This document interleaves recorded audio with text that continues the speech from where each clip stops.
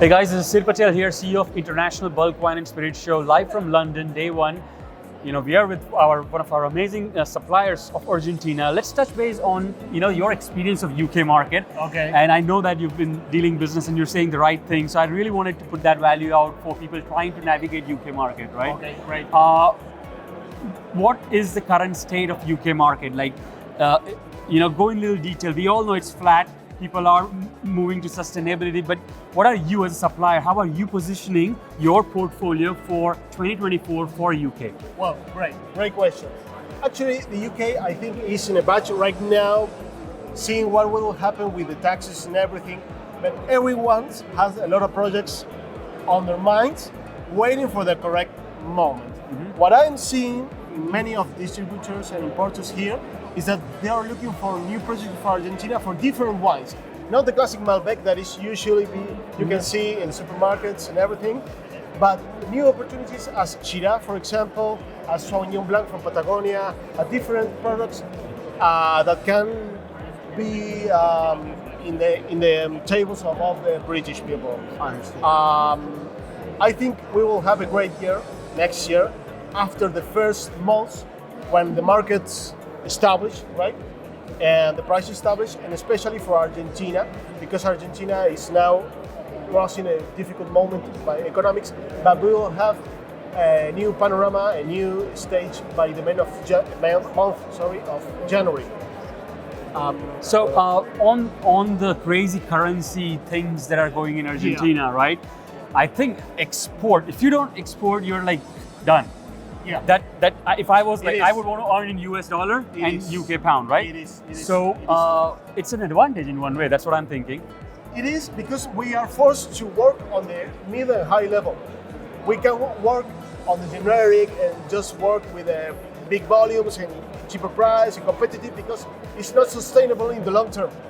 So we are forced to work on better wines, better quality, better channels, new things all the time. So where I was going was, like how I remember the days of Australian yellowtail movement, where there was bulk wine because of that reason. They had so much wine, and then the dollar was like 70 versus 1 cents to that. So right now, I don't know if you have bulk, but you have the currency playing with you.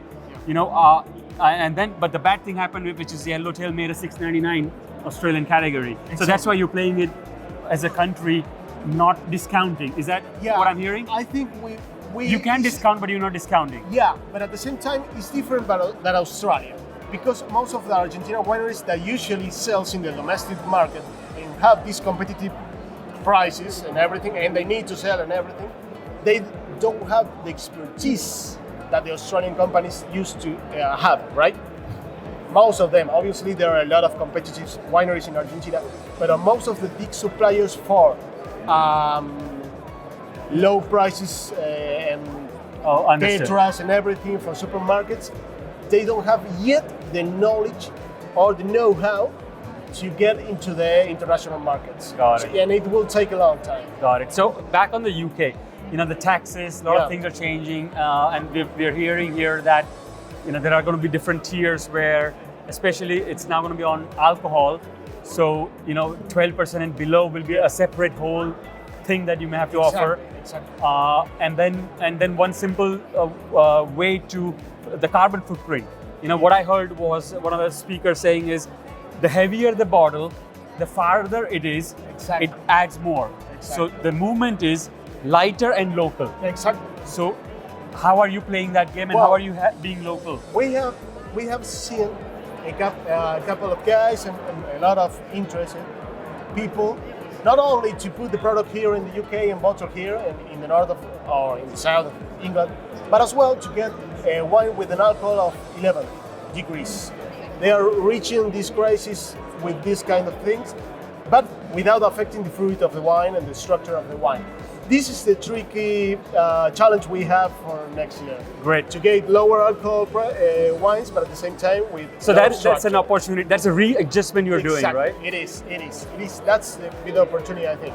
Because especially the big buyers, I think they are interested in this kind of things because they are more sensible to the price, to the final price.